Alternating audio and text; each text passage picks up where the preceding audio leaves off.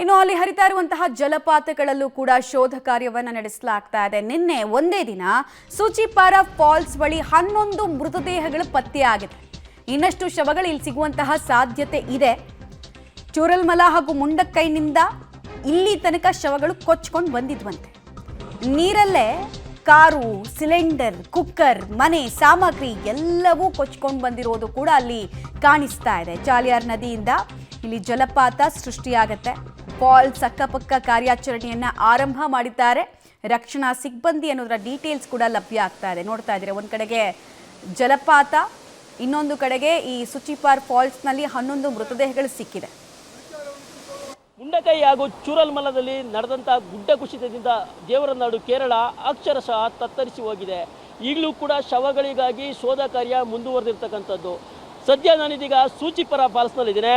ಸೂಚಿಪುರ ಫಾಲ್ಸ್ನಲ್ಲೂ ಕೂಡ ನಿನ್ನೆ 11 ಮೃತದೇಹಗಳು ಪತ್ತೆಯಾಗಿದ್ದು, ಆ ಹಿನ್ನೆಲೆಯಲ್ಲಿ ಈಗಲೂ ಕೂಡ ಈ ಒಂದು ಫಾಲ್ಸ್ನ ಸನಿಹ ಹಾಗೂ ಅಕ್ಕಪಕ್ಕದಲ್ಲೇ ಒಂದು ಕಾರ್ಯಾಚರಣೆ ಕೂಡ ಆರಂಭಿಸಿರ್ತಕ್ಕಂಥದ್ದು ನಾವು ಕಾಣ್ತಾ ಇದ್ದೀವಿ. NDRF ಹಾಗೂ ಮಿಲಿಟರಿ ಸಿಬ್ಬಂದಿಗಳು ಕೂಡ ಈ ಒಂದು ಕಾರ್ಯಾಚರಣೆಯಲ್ಲಿ ಭಾಗಿಯಾಗಿದ್ದಾರೆ. ಈಗ ನೀವು ಕಾಣ್ತಾ ಇರೋ ದೃಶ್ಯದಲ್ಲಿ ಕಾರು ಸಂಪೂರ್ಣವಾಗಿ ನಜ್ಜುಗುಜ್ಜಾಗಿರ್ತಕ್ಕಂಥದ್ದನ್ನು ನಾವು ಕಾಣ್ತಾ ಇದ್ದೀವಿ. ಅಷ್ಟೊಂದು ರಭಸವಾಗಿ ನೀರು ಹರಿದು ಬಂದಿತ್ತು ಅಂತಲೇ ಹೇಳ್ಬೋದು. ಆ ಹಿನ್ನೆಲೆಯಲ್ಲಿ ಸಂಪೂರ್ಣವಾಗಿ ಕಾರು ಕೂಡ ನಜ್ಜುಗುಜ್ಜಾಗಿರ್ತಕ್ಕಂಥದ್ದನ್ನು ನಾವು ಕಾಣ್ತಾ ಇದ್ದೀವಿ. ಇಲ್ಲಿಂದ ಸುಮಾರು 5 ಕಿಲೋಮೀಟರ್ ವ್ಯಾಪ್ತಿಯಲ್ಲಿ ಮುಂಡಕೈ ಮತ್ತು ಚೂರಲ್ಮಲ ಪ್ರದೇಶ ಬರ್ತದೆ. ಆ ಪ್ರದೇಶದಿಂದ ಈ ಒಂದು ಸುಚಿಪುರ ಫಾಲ್ಸ್ಗೆ ಚಾಲಿಯಾರ್ ನದಿ ಮೂಲಕವಾಗಿ ನೀರು ಹರಿದು ಬರ್ತಕ್ಕಂಥದ್ದು. ಆ ಹಿನ್ನೆಲೆಯಲ್ಲಿ ಅಷ್ಟೊಂದು ದೊಡ್ಡ ಪ್ರಮಾಣದಲ್ಲಿ ನೀರು ಹರಿದು ಬಂದಂಥ ಪರಿಣಾಮ ಈ ರೀತಿಯಾದಂಥ ಪರಿಸ್ಥಿತಿ ಸೃಷ್ಟಿಯಾಗಿದೆ. ಇದಲ್ಲದೆ ಆ ಮುಂಡಕೈ ಹಾಗೂ ಚೂರಲ್ಮಲದಿಂದ ಸಾಕಷ್ಟು ಮರಗಳು ಕೂಡ ಕೊಚ್ಚಿ ಬಂದಿದೆ.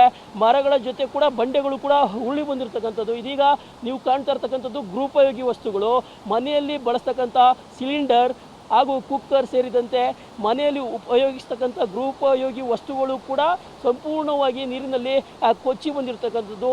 ಅಷ್ಟರ ಮಟ್ಟಿಗೆ ಈ ಒಂದು ಪ್ರದೇಶದಲ್ಲಿ ಆ ದಿನದ ಒಂದು ಘಟನೆ ನಡೆದಿರ್ತಕ್ಕಂಥದ್ದನ್ನು ನಾವು ಕಾಣ್ತಾ ಇದ್ದೀವಿ. ಯಾರು ಕೂಡ ಊಹೆ ಮಾಡಿಕೊಳ್ಳಿಕ್ಕೂ ಸಾಧ್ಯ ಆಗಲ್ಲ. ಮತ್ತು ಈ ಒಂದು ದೃಶ್ಯಗಳನ್ನು ಕೂಡ ಗಮನಿಸ್ಬೋದು. ಸೂಚಿಪುರ ಫಾಲ್ಸ್ ಎಲ್ಲಿ ಬೀಳುತ್ತೆ ಆ ಸನಿಹ ಕೂಡ ಈಗಾಗಲೇ ದೊಡ್ಡದಾದಂಥ ಒಂದು ಕಂದಕಗಳು ಕೂಡ ನಿರ್ಮಾಣವಾಗಿರ್ತಕ್ಕಂಥದ್ದನ್ನು ನಾವು ಕಾಣ್ತಾ ಇದ್ದೀವಿ. ಸಾಕಷ್ಟು ದೊಡ್ಡ ಪ್ರಮಾಣದಲ್ಲಿ ಒಂದು ನೀರು ಬರಿದಂಥ ಪರಿಣಾಮವಾಗಿ ಈ ಒಂದು ಅವಾಂತರಗಳು ಕೂಡ ಸೃಷ್ಟಿಯಾಗಿರ್ತಕ್ಕಂಥದ್ದು. ಈ ಸೂಚಿಪುರ ಫಾಲ್ಸ್ ವ್ಯಾಪ್ತಿ ಒಂದು ಕಾಡಿನಲ್ಲಿ ಬರ್ತಕ್ಕಂಥದ್ದು. ಆ ಹಿನ್ನೆಲೆಯಲ್ಲಿ ಈ ಪ್ರದೇಶದಲ್ಲೂ ಕೂಡ ಸೇನಾ ಹಾಗೂ NDRF ಸಿಬ್ಬಂದಿಗಳು ಕೂಡ ಒಂದು ಕಾರ್ಯಾಚರಣೆಯನ್ನು ಮುಂದುವರಿಸಿರ್ತಕ್ಕಂಥದ್ದು ಕಾಣ್ತಾ ಇದ್ದೀವಿ.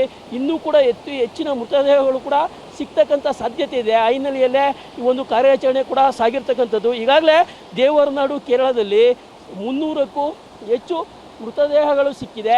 ಆ ಹಿನ್ನೆಲೆಯಲ್ಲಿ ಇನ್ನೂ ಕೂಡ ಸಾವಿನ ಸಂಖ್ಯೆ ಹೆಚ್ಚಾಗ್ತಕ್ಕಂಥ ಸಾಧ್ಯತೆಯೇ ಇದೆ. ಆ ಹಿನ್ನೆಲೆಯಲ್ಲಿ ಈಗಾಗಲೇ ಒಂದು ರಕ್ಷಣಾ ಕಾರ್ಯ ಮತ್ತು ಅದನ್ನು ಕಾರ್ಯಾಚರಣೆ ಮೂಲಕವಾಗಿ ಪತ್ತೆ ಹಚ್ಚತಕ್ಕಂಥ ಕೆಲಸಕ್ಕೆ ಒಂದು ಸಿಬ್ಬಂದಿಗಳು ಕೂಡ ಮುಂದಾಗಿರ್ತಕ್ಕಂಥದ್ದು. Vijay Kumar, public TV, Kerala.